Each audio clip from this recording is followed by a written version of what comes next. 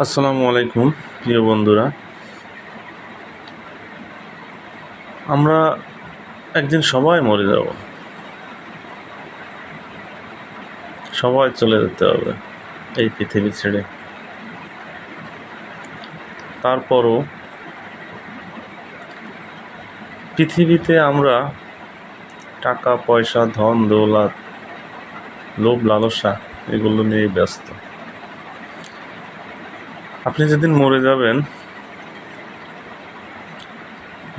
মরে যাবেন সেদিন হয়তো বা ভাগবটর হবে না, কিছুদিন পর থেকে শুরু হবে। আপনার ওয়ারিশগণ যারা আছে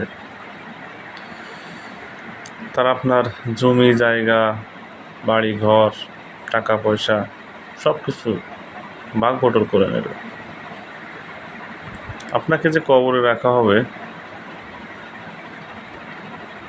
সে কবরটা আপনার যে শরীর সেটাও পোকামাকড়ে খেয়ে যাবে।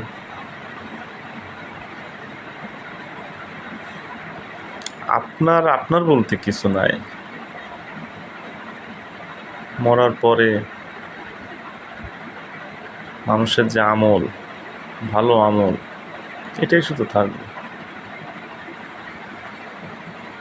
তারপরও কেন জানি আমরা বুঝি না, ওই সৃষ্টিকর্তাকে আমরা স্মরণ করতে চাই না।